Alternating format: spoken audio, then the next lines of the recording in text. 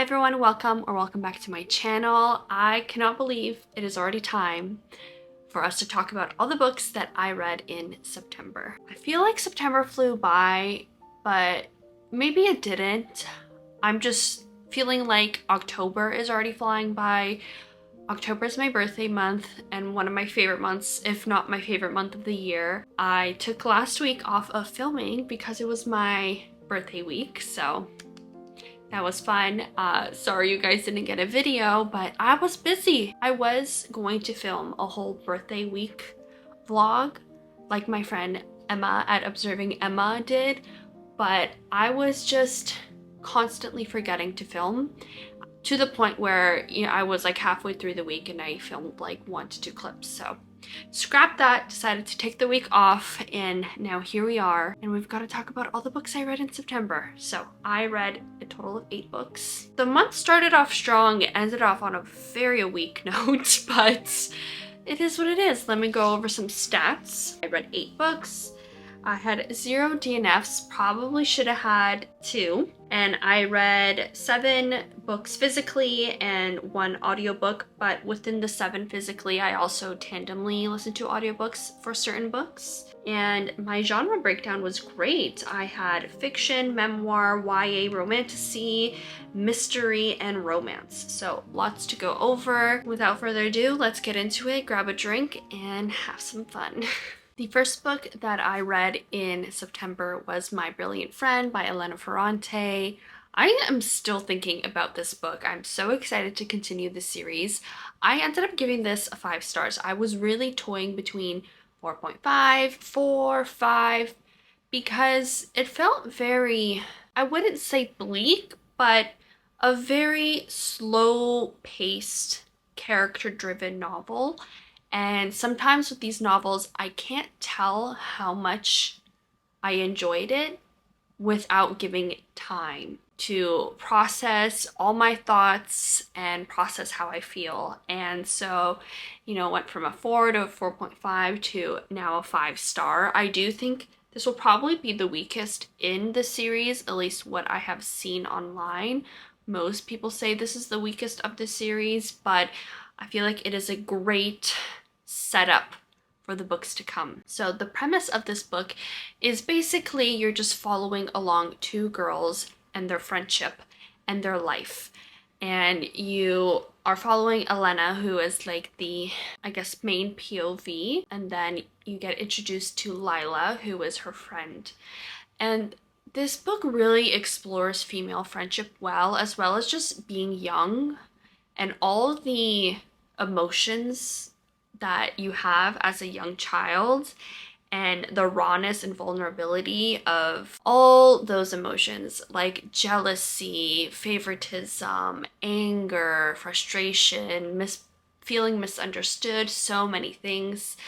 And all of that is explored in this book, and you're kind of left on a cliffhanger. Yeah, I really enjoyed this book. I think it is slow paced, but if you just stick with it, it does get good, and I cannot wait to continue the series. Yeah, I have no crazy complaints about this, other than sometimes the pacing was a little too slow for my liking, but I was very intrigued as to where the story was going and what was going to happen to their friendship. That is what kept me going, and the writing is beautiful. Translated works sometimes just do not translate well, but I think this one was really well done. The next book I read was Wild Eyes by Elsie Silver. I cannot believe that this already came out. I feel like it was just yesterday that I read Wild Love. She's really throwing these books out really quickly, but I ended up giving this 4.5 stars. I liked it more than Wild Love, but it still wasn't giving me 5-star feelings. But it was quite close. I loved West. West is just such a good character. This series is a single dad trope series, so if you don't like kids in romances, if you don't like the single dad type trope, you probably won't like this series, but I loved it. I really enjoyed Skylar's character.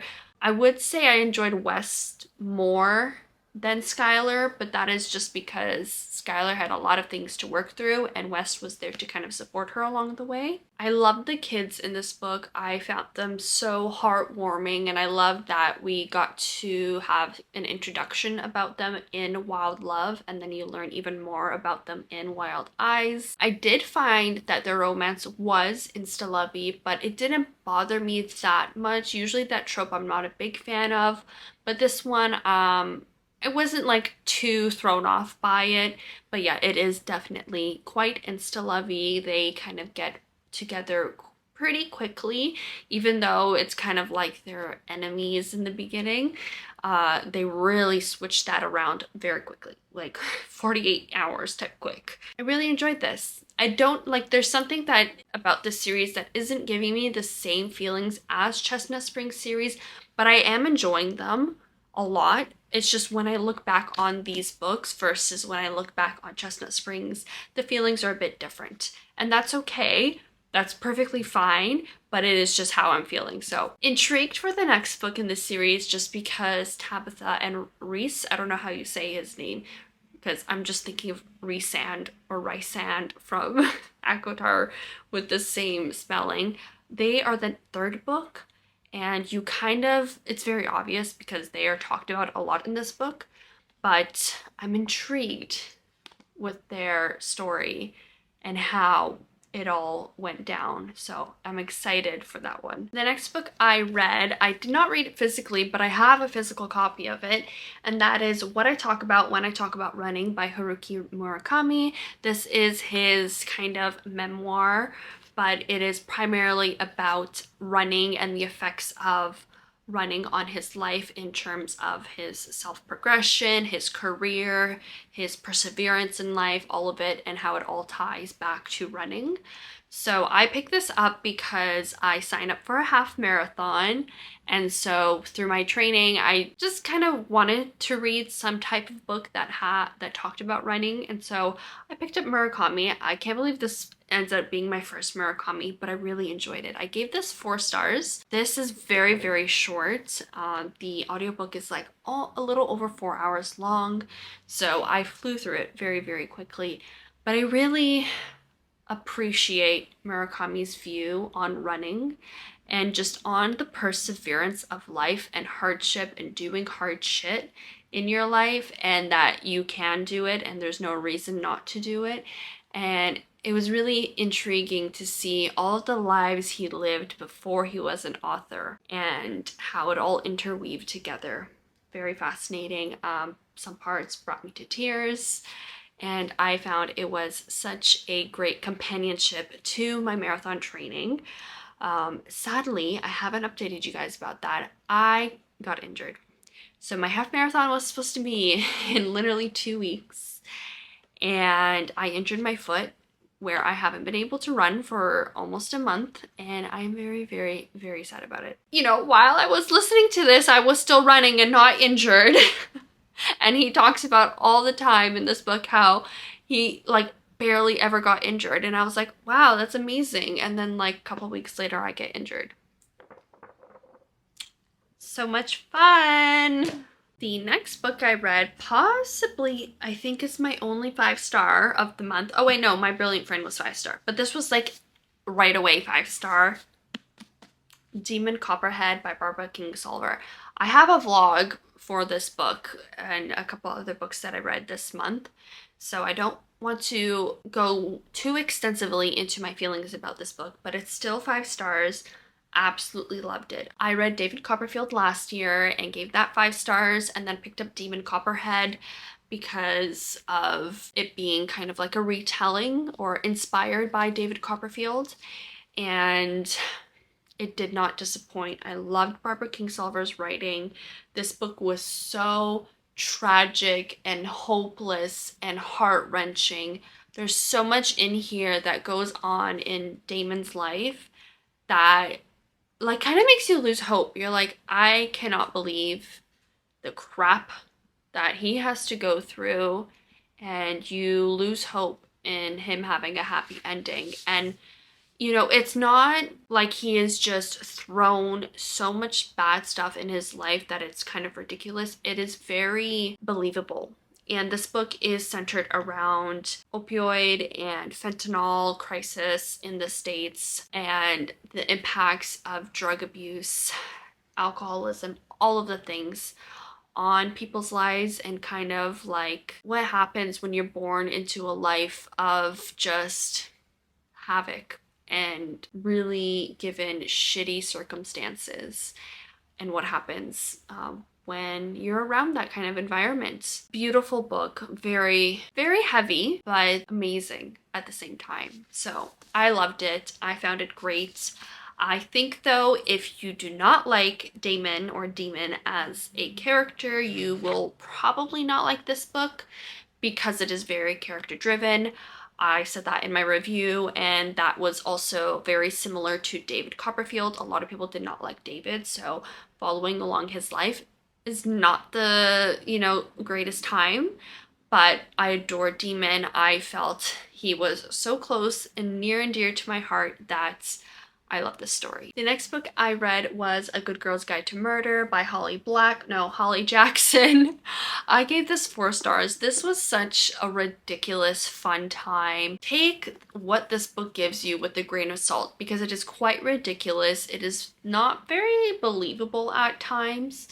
But if you take the seriousness out of the situation, you'll have a lot of fun. And that's exactly what I did. I read this in a whole one day. Crazy.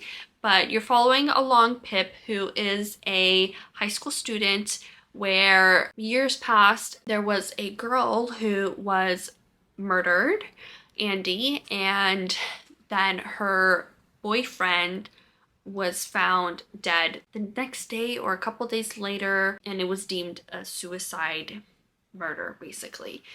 And then Pip takes it upon herself as her end of year school project, don't know how that was allowed, to investigate the case because she does not think that that boyfriend Sal did it.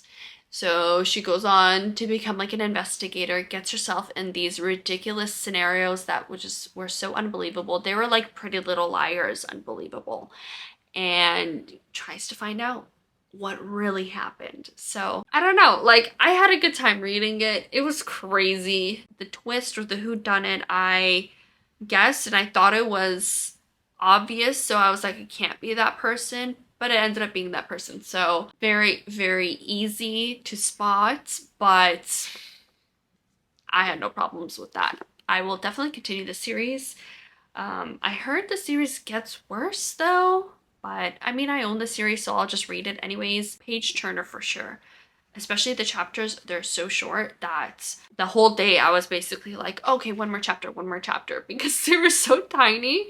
And then I finished the book. So there's that. I also have a whole video dedicated to this book, so if you want more thoughts on it, I will link that in the cards. But the next book I read was Joan Didion's The Year of Magical Thinking. This was a part of my New York Times 100 Best Books of the 21st Century reading vlog, and I ended up giving this 4 stars. So I actually picked up this book not knowing what it was about. I didn't even know it was about grief. And it's funny, I feel like the grief books always find me. I don't go searching for them, yet they always find me. When I started reading the book and I was realizing that this is a memoir about Joan Didion's first year of grieving after her husband died, and at the same time her daughter is very sick. So, you know, going through a lot of emotions in that time. And so there were some parts that were very relatable, other parts not so much because of her life and her lifestyle. But overall, I feel like the messages in this book were very good, a great reminder of the craziness that grief is. And I don't know, I really enjoyed it. I would highly suggest it because it is so short, especially if you have lost somebody close and near and dear to your heart. But yeah, I enjoyed it, loved her writing as well, excited to get into her other works. Then I read Lincoln in the Bardo. I'm not going to go too much into this. I gave this 2.5 stars. It's probably 2 stars. didn't love it. I didn't really enjoy the way that, I have my bookmark still in here, that this book was written. I felt like it was very disjointed. I was not connected to the characters. I was not connected to the story. Like, looking back on this, I really do not like it. I was trying to give it the benefit of the doubt and like seeing the things that I liked about it. But yeah, I just don't have any fond memories of this book. But you're following along basically a father who is grieving his son who passes away, but his son does not understand that he is dead and is kind of stuck in this like purgatory Bardo state with a bunch of other ghosts. And you're following along the father trying to let go, the son trying to let go, and the ghost trying to help him, as well as the ghost trying to figure out what they're doing as well. So, but the narration is told in like quotes from random people as well as from the ghosts. So yeah, I don't know. I didn't like this. Maybe someone will. I would say try it out, see if you can jive with the language and the writing. I think the writing was great. I just don't think the execution was great. So there's that. My battery is dying, so I'm gonna be quick. The last book I read was When Night Breaks by Jelena Angeles. I think I butchered her name. This is the second book in a series. I think it's called Where Dreams Descend. That's the first book. It being the second book of the series, I cannot really go into what it's about, but it is a YA kind of like magical fantasy. There is a lot of magic and it's like a Cirque du Soleil type of thing. And you're following along, I don't even remember her name, Kalia, and a bunch of other people that are a part of this like circus thing. And something happens in the first book and you're continuing on in the second book. This was a struggle. I don't think if it was not for the audiobook, I would have finished this book. I was very stubborn and just wanting to finish it so I could finish the series, and I really, really wish I did not. I also gave this 2.5 stars. I don't know if I said that, but I just don't think that this was executed well. I found it quite boring, and by the end of it, I was like, God, I just don't care. The ending was quite lackluster. I just think all of it was kind of boring. I would definitely just skip this series. I read the first book 3 years ago and I remember loving the first book. I think I gave it 4 stars. And I think the difference is that that was one of the first fantasy books that I picked up after not reading fantasy for over 10 years. And that's why I really, really enjoyed it. Because now that I've read so many other fantasy books in the time span of picking up book 2, I'm realizing what I didn't like or what I don't like in fantasy, Cirque du Soleil, you know, that kind of broad genre, that I think if I reread book 1, I wouldn't like it as much as I did the first time around. And that's just what reading is, right? You kind of solidify your tastes and things that you like. My camera died, so it's been like over an hour. I just cooked my dinner. I'm about to eat. I got really hot cooking. I was talking about When Night Breaks.